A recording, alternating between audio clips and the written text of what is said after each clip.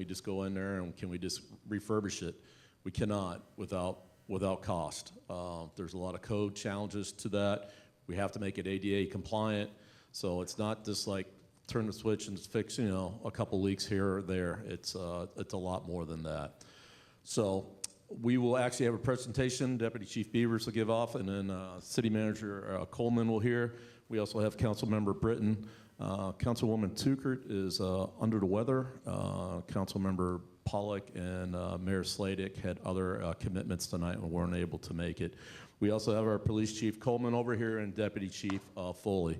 And again, if you don't mind, we'll go through the presentation. We'll answer any questions that anybody has.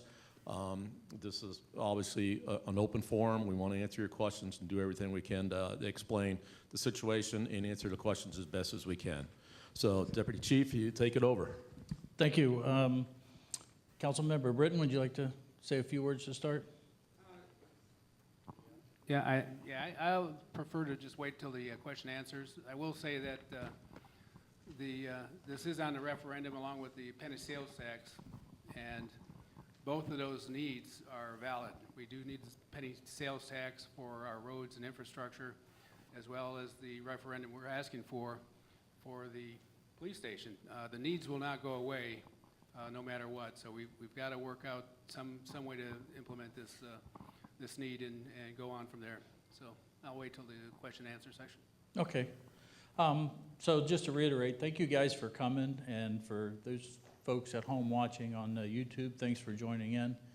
My name is Mike Beavers. I'm Deputy Chief of Police for the Oviedo Police Department. I've been with the department since 1992, so coming up on 33 years. So I know a little bit of history about where we've been, where we're at, and kind of where we're going. So we'll just start with the presentation. Next slide.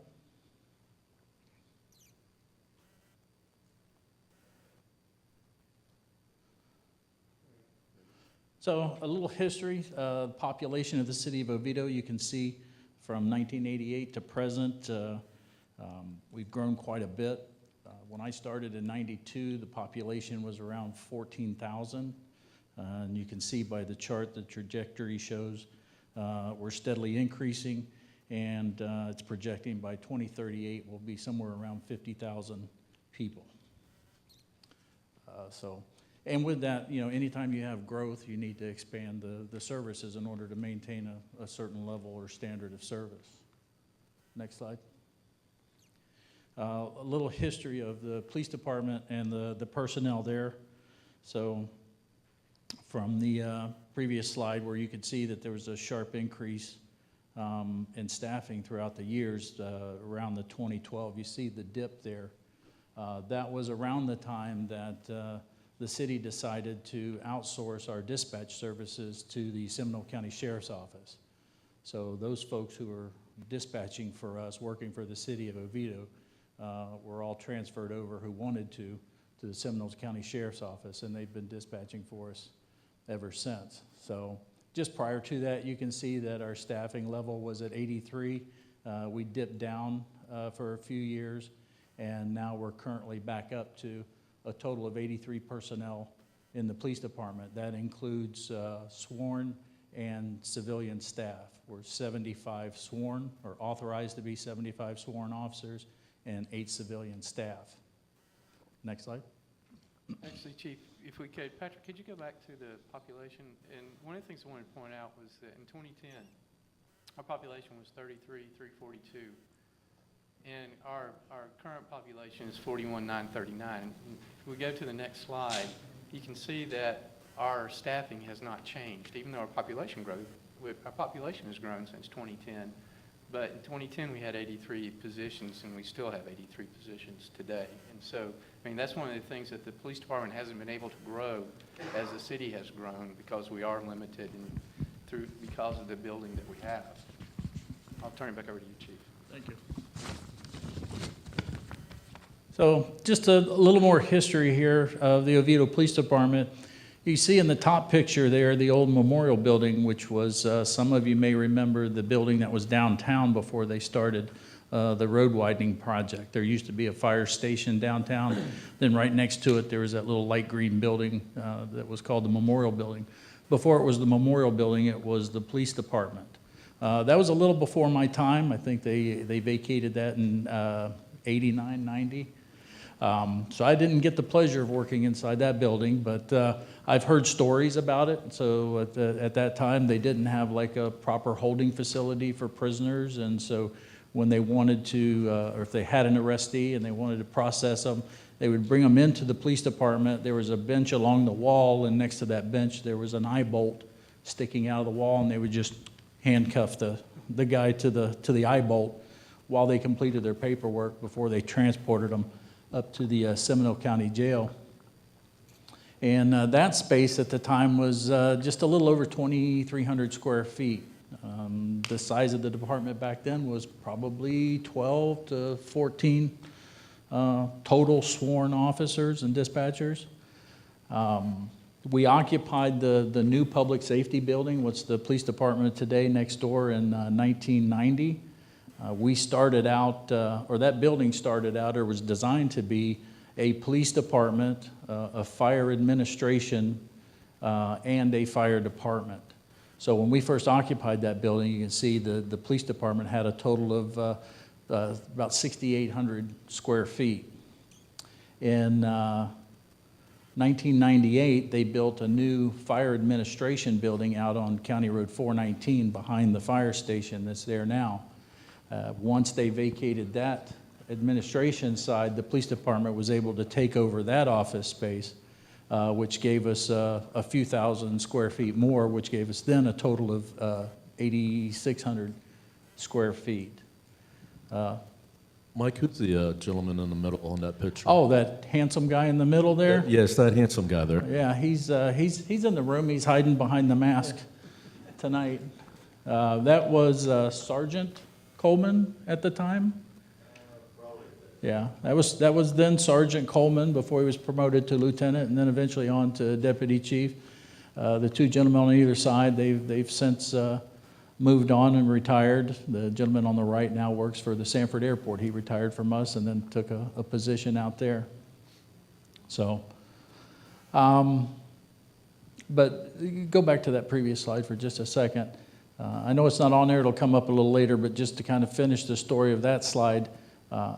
So after the fire administration moved out, we took over that portion of the building, and then not too long ago, a few years back, they built a new fire station right out here on 434, combined two fire stations together, 46 and 48, or 44 and 46. And then we were able to take over the fire department portion of that building, which was the upstairs where they would have a kitchen, their break room, and their sleeping quarters. So we were able to accumulate that square footage as well. Next slide. So today we're looking at a total of a little over 19,300 square feet of space, which does include the 3 big bays where they used to house the fire equipment. We now use that space to house our command vehicle or command trailer, our special operations team, some people refer to it as a SWAT team. They have equipment in there. We have various trailers and an ATV or UTV vehicle for search and rescue. We also, I'll get into it later, but we use it for many, many things that it really wasn't designed for. So we encompass the entire building now of the 19,300 square feet. And I think we got a video that we produced using the help of Seminole State College. Their TV and production team came out, the students, and helped us create this video to kind of give people an idea. And what I'll say is when you look at this, don't focus so much on condition, but think about it in terms of space and where we need to go in the future, which I'll talk about in a bit, about how many additional personnel we hope to bring on in the future and where we would put those personnel and resources. Hello, welcome to the Oviedo Police Department. My name is Mike Beavers and I'm the Deputy Chief of Police. This video was created to provide you with information about the police department building. The building was originally designed to serve as both the police department and fire department headquarters, as well as a fire station. The building was completed in 1990 and served a combined total of approximately 49 police and fire personnel. and is approximately 19,000 square feet. Since then, a new fire administration building and a new fire station have been built, allowing the police department to occupy the entire building, which currently has 83 total personnel. Due to the department's growth, a needs analysis study was conducted in 2016, which concluded the department needed 40,000 square feet to accommodate the department's current and future growth needs. A more recent study was conducted in 2024, which concluded the need was approximately 38,800 square feet in order to accommodate the growth of the Oviedo Police Department through 2038. Where we're at right now is what we refer to as the classroom. It'll accommodate around 12 individuals at a time. We use this, it's a multifunctional room. We use it as a classroom setting. We use it for training, defensive tactics, and things of that nature. So this area is for our detective unit. Currently it houses a lieutenant, a sergeant, 4 detectives, and an administrative assistant. Future plans shows that we would like to expand its capability to 2 additional detectives, a intelligence analyst, and a little bit larger bullpen area for collaboration purposes. This is our interview room. So this is the place that we would use to bring suspects or victims and do in-person interviews. Right now, the department only has 1 interview room that has the capability to record, and we really need to expand it to 2 interview rooms. One of 2 conference rooms that we have in the department is set up to accommodate 6 people comfortably, 8 people pretty tight. This is the Deputy Chief of Support Services office, which used to be the Fire Chief's office when the building was first occupied. And this is our records section. This is probably the only place besides the bathrooms in this building that has never changed. Currently, we have a records coordinator and 2 records specialists that work in this office. And for future planning, we're looking at adding at least 1 more records specialist in our records section.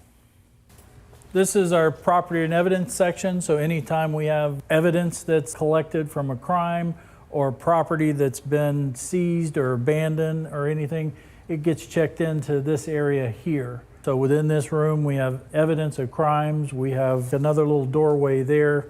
That's kind of like a safe within the safe. That's where we keep high value evidence or valuables that have been seized, along with our drugs. And then we have a separate area, metal cabinets inside there that we keep guns and stuff in. So we have like safes within inside a safe room. And you can see there's different layers. You know, we have the main door here, and then you have another gate that you have to go through. So, you know, we protect the integrity of the evidence. So you'll see down this side of the hallway here, there's a series of doors. It's a combination of offices. And then this room that you're standing in front of here is what we refer to as the lab, which is a room where officers can bring in the property and evidence that they've come in custody of, and then they can process that and get it ready to be submitted into property and evidence. This area here is our community policing area. Just think of uniformed police officers. This is the area where they work. Immediately on your left is one of the patrol lieutenant's offices. And then next to his is the other deputy chief's office. In this area here, we currently have 5 sergeants. We have 4 shift sergeants, a traffic sergeant, and an administrative assistant that work in this area. And we're planning in the future, hopefully, to expand this to include workstations for our K-9 officers, our traffic officers, and potentially the addition of another sergeant for special operations. So this area here used to be for processing of arrestees, but now we just use it for storage. The little room beyond that is our key management system, our battery storage for equipment that we use, and charging bases for our body-worn cameras. This area here is what we refer to as our read-off room. This is where the squads will gather before they go out on the road and work their shift, to get any type of information or briefing that needs to be passed on to them from previous shifts. They meet with their supervisors in here to get those briefings. Previously, this served as our holding facility for arrestees. Behind these walls, there used to be actual jail cells, and this was just a processing area out here. Currently, our shifts consist of a sergeant and 7 personnel. And in the future, we're hoping to expand these to possibly 10-member squads, space that you would need to hold a briefing for 10 individuals. Next, we'll go into our community involvement section. This is the section where the folks who handle our special events, community events, things of that nature, they work in this area here. This originally started out as our dispatch center. So when this first started, city dispatched for both police and fire. So we've now converted this into office space and workstations.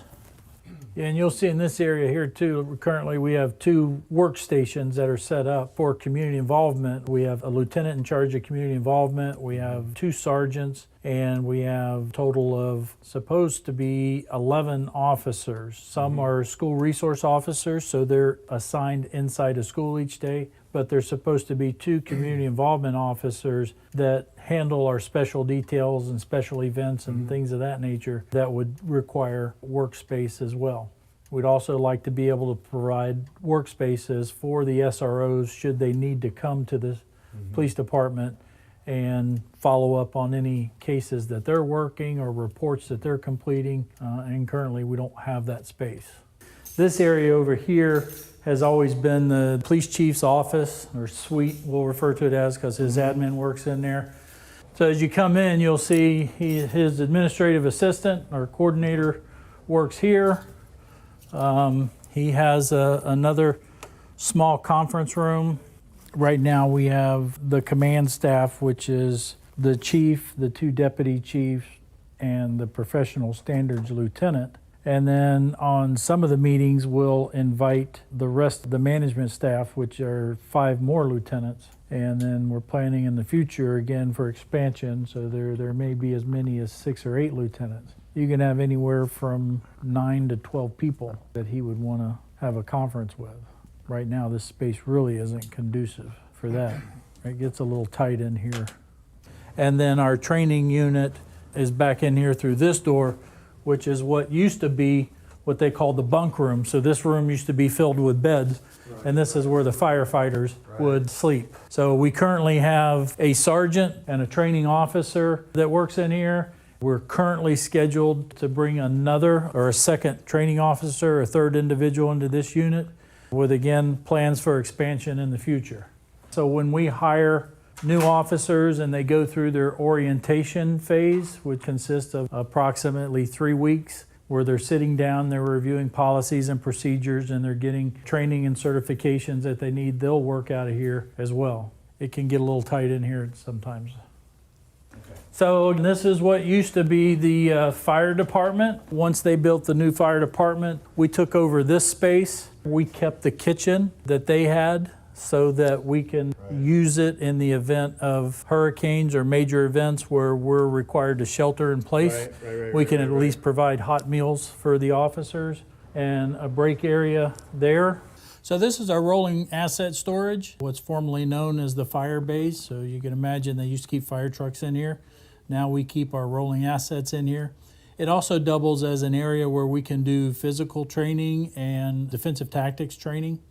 Sometimes we have to bring the mats outside, and basically we're on doing training outside, whatever time of the year it might be. Also in view of all of the neighbors and the passers-by, we're doing defensive tactics training. Thank you for taking the time to watch the video. I hope it was informative. I would also like to thank Professor O'Brien and his students from the Department of Digital Cinema and Television Production program at Seminole State College for producing this video. If you would like to take an actual tour of the police department, you can scan the QR code to fill out a request form, or you can find a link to the form on the city's website at www.cityofoviedo.net. Thank you. Good job, Deputy Chief. Now that video is going to be on our city site, correct? All right, we'll put it on social media. Thank you.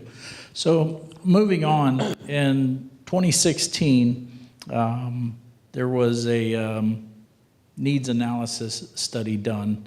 As a result, that analysis revealed that we needed approximately 20,000 square feet of space for a new building, and a bond referendum was put out that year and passed. That referendum was for $11.4 million. We realized after that that wasn't enough money to build out the space that was needed, so rather than waste it, the city just didn't seek the bonds at that time. And I understand they're still available to us. And Brian, feel free to help me out if I go astray somewhere. Again, in 2024, we brought in a consultant, ZHA, and asked them to look at some different options. Those options are on the screen there, and to make a presentation to council based on their what they come up with. And as a result of that, the council selected option number 4, which was to build out 28,800 square feet of finished space, a new police department, and an additional 10,000 square foot unfinished space for future expansion. Next slide. So, Mr. Cobb, I mean, what's the difference between what we proposed this year and then last year? Well, last year we proposed with the, there was another study that was done in 2016, and that study, it came to the conclusion that we needed 42,000 square feet. And so when we took the 42,000 square feet and we added in the rolling storage, because that was something that study did not take into account, was the rolling storage, we came up with a total of 47,000 square feet. And so last year's proposal was to construct that 47,000 square foot building. I believe the referendum was for around 33 million, a little bit more than 33 million, plus the 11.4 million. And so this year when ZHA came in, they sat down, they met with the police department, and they went over a number of things regarding the police department and their growth and the types, not only just people, but also the functions that they see we don't have now, that we're going to need in the future. And that's one of the things about the building when it was built in 1990. We're doing things now that we weren't doing in 1990, and that building wasn't built to accommodate the things that we're doing now that we weren't doing then. And we're making do, we're adapting with what we can. And so when ZHA, and one of the things, Chief, why don't you tell them some of the things that you all talked about with ZHA to come up with the need for a 38,800 square foot building, and that with being able to phase in as far as doing 28,800 now, which will give us some growth, but then needing that 10,000 square feet of unfinished space to get us to 2038. Why don't you tell them about some of the things that you all talked about? So yeah, when we met with the consultants from ZHA, one of the first things they asked was, what is it that you're doing and what is it that you need? And so we basically gave them kind of the same presentation that you just saw. We walked throughout the department. We explained, what these areas were and what we would like them to be in the future. For example, some of the things that we didn't do back then is we didn't have a community response team. We built out a community response team. That's additional personnel that needs office space. We've added our community involvement section that expanded from just an SRO program, school resource officer program, to a community involvement program, where you saw their space and what they do and what they need as far as storage and space. Because when we do a lot of these community events, we bring stuff, educational material and things like that we need to store as well. And we expanded the SRO program. At one point in time, we only had SROs in the high school. Now we have SROs in every single school. Some schools have multiple SROs based on the school population. We looked at our property and evidence section to see what space they had and again, what they needed. For example, you may see out behind the police station, there's one of those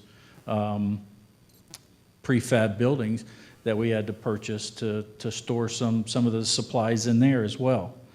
So we just kind of went through the entire police department piece by piece and discussed what they did, where we were looking to go into the future, and they took that information and they came up with the plan for, to accommodate the 28.8, to accommodate the functions that we have today, and provided the additional space for the expansion that we talk about for in the future, because in the future we're estimating to kind of build out at around 110 total employees in the police department. So they were very instrumental in taking a look at that and bringing those options back to the council and presenting to them so they could make an informed decision as well. And I think one of the things too, and these are some of the things that they did discuss. One of the things that I know when Chief and I have had discussions, he talks a lot about the white collar crimes. And the white collar crimes aren't the ones where we're actually out in the field. That these are officers sitting at computers and doing research in the office. They're more office-based than you would say a patrol officer who is out in a car. And so, that's one of the things that we really, right now, you saw the detective bullpen, but we need more detectives in order to take on those white-collar crimes. And then also, we're serving on a number of joint agencies, and those officers are in and out, but when they're here, they're in the building. And so being able to have room for them as well. But that's one of the, those are just some of the things that we looked at, when they were sitting there talking about. And you look at the multi-use spaces, you saw the classroom. The classroom is not an EOC, but we do need one. We have one over in the annex building. It's a fortified conference room is what it is. But we need an actual EOC. We need an EOC that has all the different functions, that we can almost behave a lot like the county does, just on a different scale. And so that's one of the things that we do want to do. The training rooms is another one. You saw that we do our training outside, we do our training in the bays. But being able to have a training room that we can use, that's not out in the elements, that is secured. Because right now, if they're out in the driveway, people can just walk by. It's not as safe as, even though I think all our police officers can handle themselves, but it's just not as safe as being in an enclosed environment. Those are things that, and as far as the classroom, one of the things that Chief Coleman would love to be able to do is for us to have a classroom that's sufficient size that we can do training sessions and invite other agencies to come in and train with us and be able to host those training sessions as well. Because right now we go to them, and being able to bring them into us, and that does cut down on a lot of cost for us, especially with officers being away, not being here in town. And so that's one of the other things that we were talking about as well in this new facility. And those are all these different functions, and that was one of the things that we had in our discussions with ZHA. And this is Mr. Robert Utsey. He's with ZHA, and he was a huge help to us this time. Him and his partner, Johnny Loram, they were very, very helpful to us. And being able, and with Johnny's architectural background, he was able to take these functional needs and then put them into square feet, is what he was able to do. And that's how they came up with the 28,800 square foot need for existing and then an additional 10,000 of growth. Patrick, could we go on to the next one? This is one of the things that we looked at council once we said council chose to build a new public safety building. We have two locations here on campus. One is on the east side, just right out here, just off to our left. And then we also have a space in the back that we think we could also construct the space. We're really leaning to one toward the on the east side because it's able for us to provide secured parking, and that was something that was a big issue with Chief Coleman, was that right now our police vehicles are not in a secured parking area, and that gives us the ability to do that. It gives us the ability to provide public parking, but it also gives us the ability to provide secured parking. Total cost of the building is $31.8 million. Obviously, we already have the 11.4 approval, which is why that when we get over to the question on the ballot, it'll say 22.8 million. If we could go to the next. This is how the cost, it's one of the services that ZHA did provide for us. was, once again, Mr. Lauren being an architect, he was able to go in, and once he took the functions and converted them to square feet, then he was able to show us the cost. And this is to construct, it's to construct a 38,800 square foot building with 28,800 square feet finished and then 10,000 unfinished. And as you can see how it breaks down as far as the cost, with the total cost being $31.8 million. This is a breakdown. This breaks down as far as what's building, what we call the soft costs, which is your permitting, your design costs, your furniture, all the different fees that go into it, your technology. And that's one of the things about a police station. It's a highly technological building. And so the technology is very, very important. And then and that builds into the security as well. So, and if we could go on to the next one. As you can see there, this is the breakdown as far as what the additional funds needed. And with the $31.8 million, we have 11.4. We need an additional $20.4 million. And so you can see that's the question on there. And one of the things that the council was very important with the council was that they wanted to explain the story, tell the whole story. They wanted to tell the story that in 2016 we received approval for $11.4 million. But the public safety building requires a total amount of 31.8, and therefore we need an additional 20.4 million to be able to build this out. And so they wanted us to be able to acknowledge what was happened in the past and then discuss what is needed in the future. Get to the next one. This is an impact based on your taxable value for your home. This would be how much if we were to issue the bonds for the 31.8 million. This would be what the average would be for those taxable values. I'm not talking about your appraised value. This is the taxable value. Go ahead. And this is how you can get information regarding it on the city's website, www.cityofovedo.net. Obviously giving us a call at 407-971-5555. We do have tours. There is a QR code there. Chief Beavers here is an excellent tour guide. And so anytime that if you'd like to take a tour of the building, we definitely can accommodate that.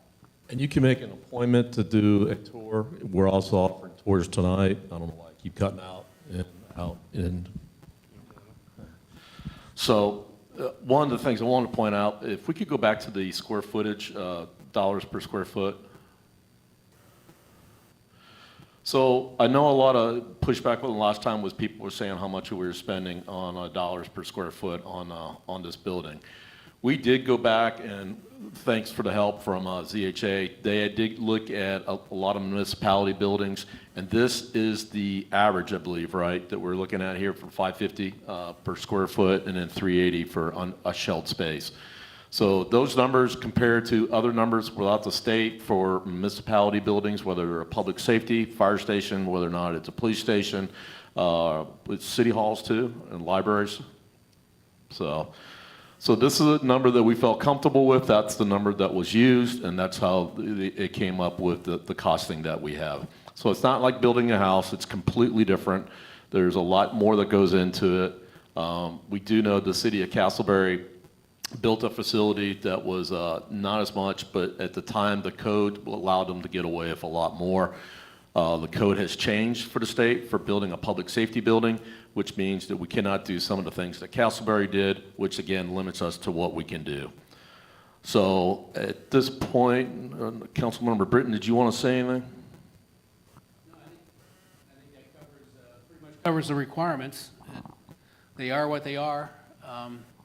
We did go back and we took a lot of the desirements, what I would call, out and made it scalable. So we're going to build a building that meets our needs today and has the ability to meet our needs in the future.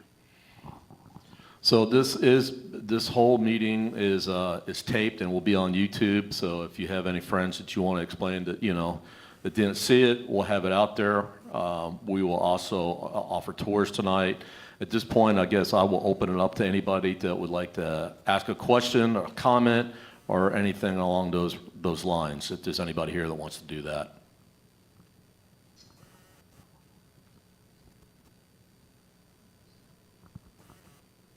Nobody wanted to ask anything? Some of you have been here before. Yeah, that's true. That's true. We did do this. Yes, go ahead. Come right up to the microphone.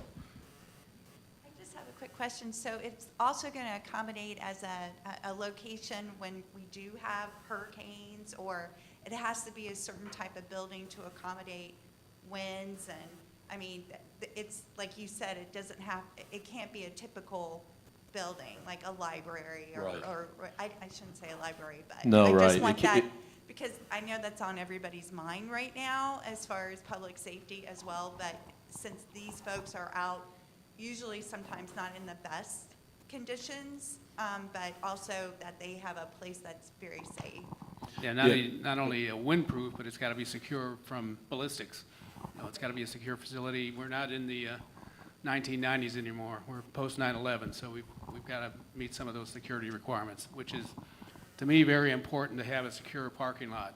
It's scary to me that anyone can walk in our parking lot and do whatever they want to some of our vehicles.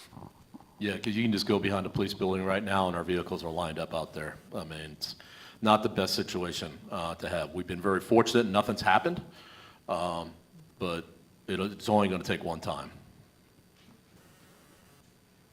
Yes, sir. Couple comments. So first off, Seminole County's public safety building has an unsecured parking lot, so it's not uncommon for that. The dollars per square foot still don't quite add up. You're quoting $550 a square foot for the built-out space and $380 a square foot. That's only 19 and change. How are we getting to 32 million? That's, last referendum was, I think you said it was a total of 45 between existing approval and the new for a 47,000 square foot space, just under $1,000 a foot. This is actually more expensive once you take the entire 32 million and over the 28,000 square foot built out space. 380 a foot for a shell space seems high. I'm in the construction industry myself. That seems a little high, but construction prices are outrageous. I understand that. How do we get from 19 million, which is the $2 per square foot numbers that you quoted, to 32 million? You want Robert to answer that one? My understanding of it is that the 550 and the 380 is to build a building. My understanding is that actually, probably the next slide's better. The 550 and the 380, that covers the construction cost. And when you get down into the project soft cost, the project contingency gets you to another 5.2. Plus we also have the 500,000 that's for the issuance of the issuance of the bonds and stuff. That's mostly legal fees. And so that's how we got there to it with the 13 million. Then we take out the 11.4 and we get to the 20. So those were where we came from. Mr. Yeah, so the 550 is a benchmark number from 10 or 12 or And 15 that was comparable. police headquarters that have been built around the state. Right, that was comparable. That was the number used last time around as well.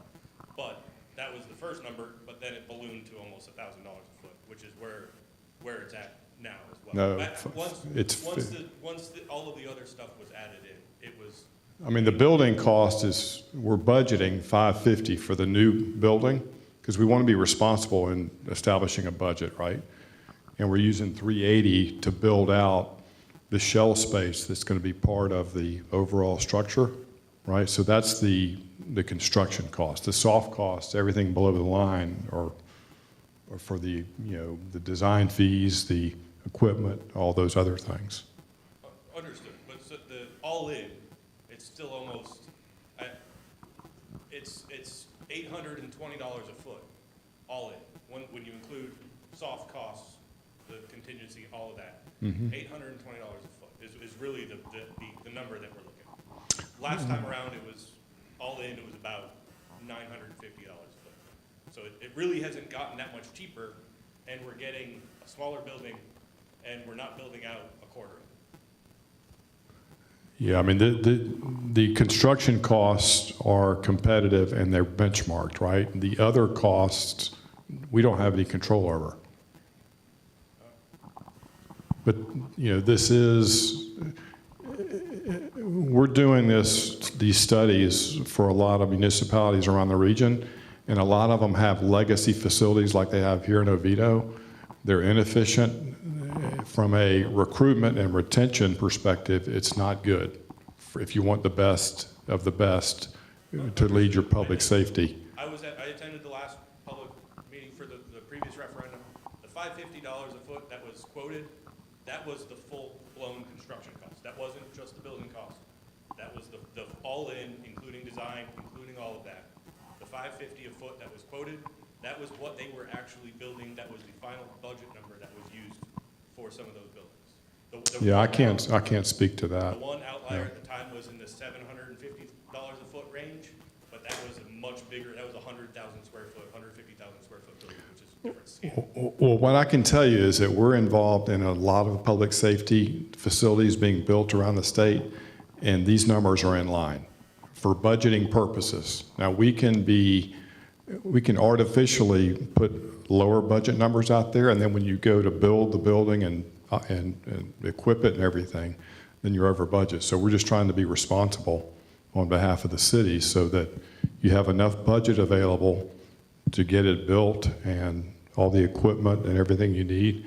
And once we start building it, every effort will be made to reduce costs, right? But we want to have the right number for budgeting purposes. Yeah, I'll add, in a previous life, I worked on this stuff, and it wasn't unusual to have a building construction cost, and then what we call activation and outfitting could almost double the cost of the building. I worked on spacecraft buildings, and they had a lot of equipment. This is very similar. They're going to have a lot of specialized equipment in there, probably environmental protection equipment, things like that, that add to the general cost of just a brick and mortar building. I would also,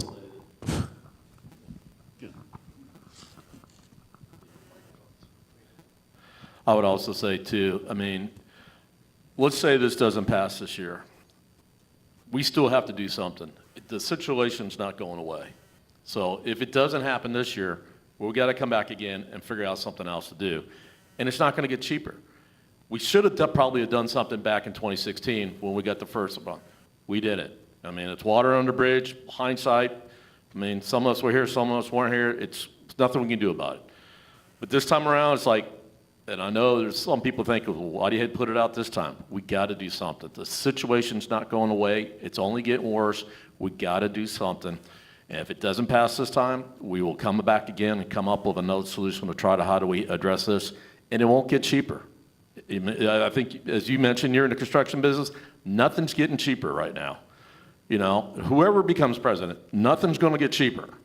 So it's something we're going to have to do, and it's something as a community we need to address.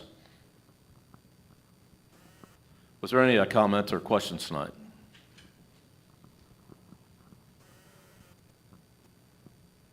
Yeah, have you got any renderings of what type of materials? Is it going to be steel frames with block or poured concrete or tilt-up construction? Has there been any discussion about that? However you want to speak to any of what's that, the because most I don't think we're that efficient far window? along.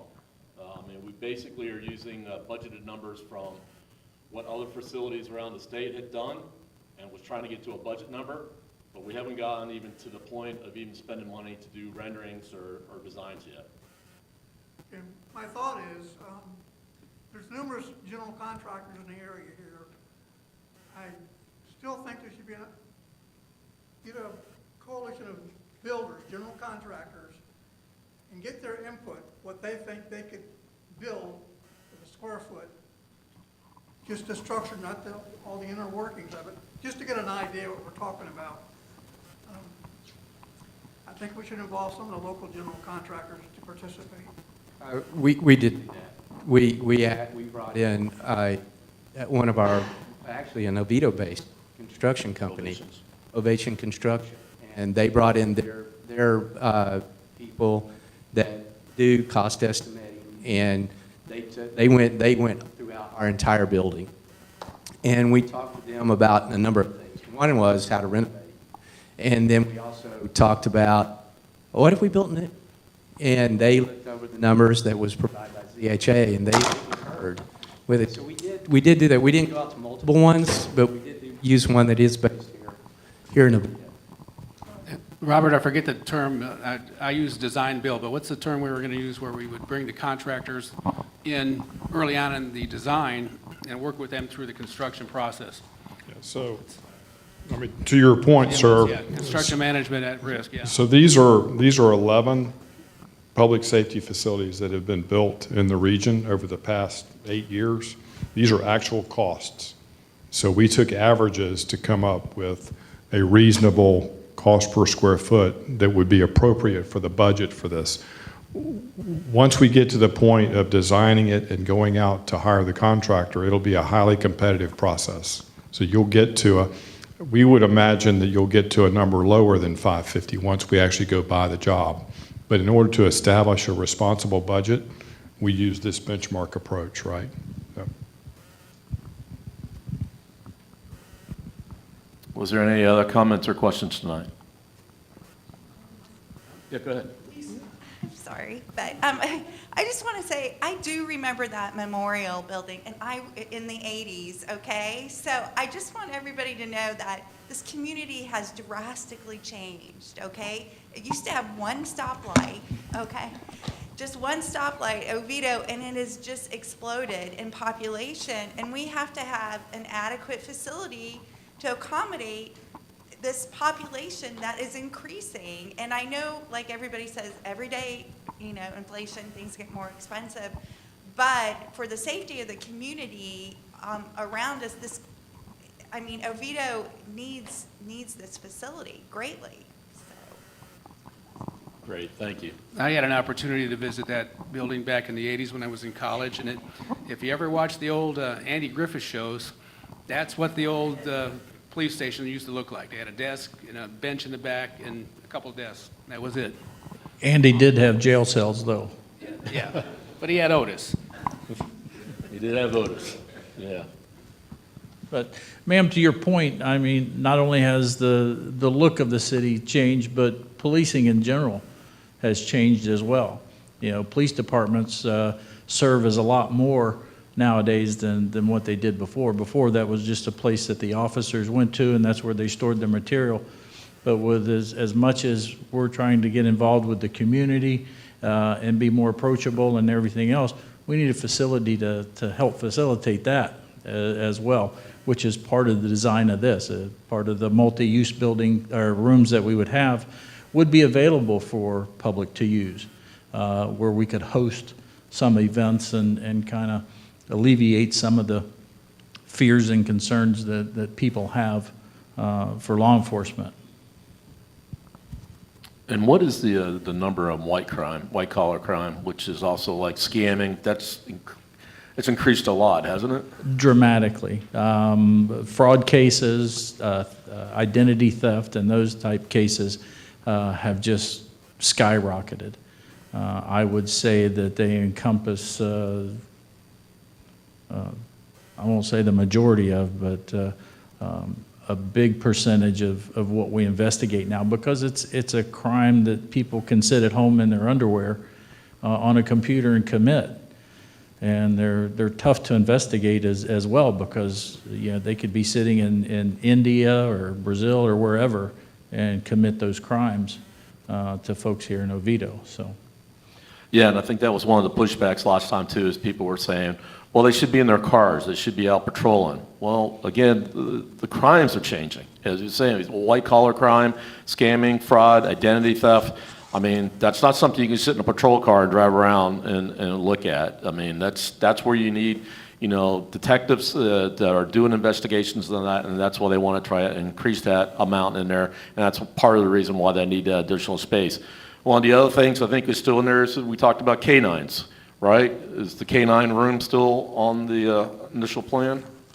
Yeah, the canine. So this issue comes up in the summertime where the canine officer comes to the building and he can't bring the dog inside. So the dog has to stay in the car and the car has to keep running. So one of the things that we need to do is we need to have a canine room where the dog can come in and can sit there while the detective or the officer actually goes and does his paperwork, or whether he has to go to a meeting, or whatever he has to do, that he has the ability to not leave the dog out in the car. So things you don't always think about, but those are some of the things that need to be addressed and touched. Was there any other questions or comments tonight?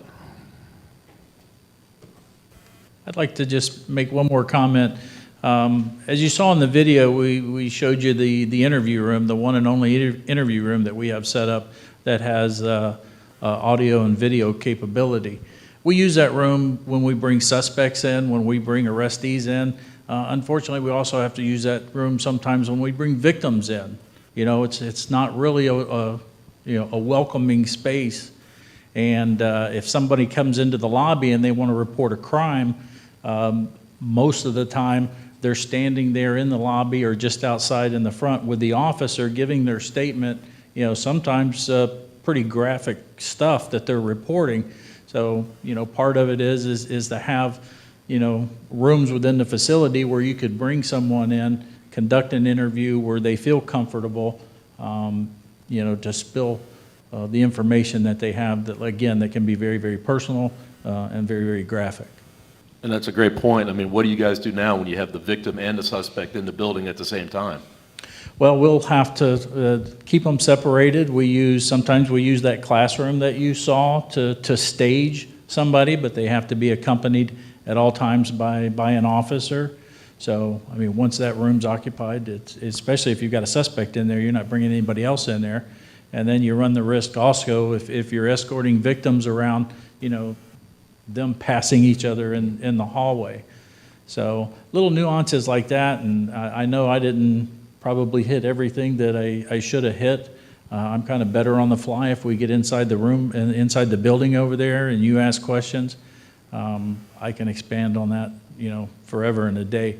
But the bottom line is that building is no longer adequate for what we need.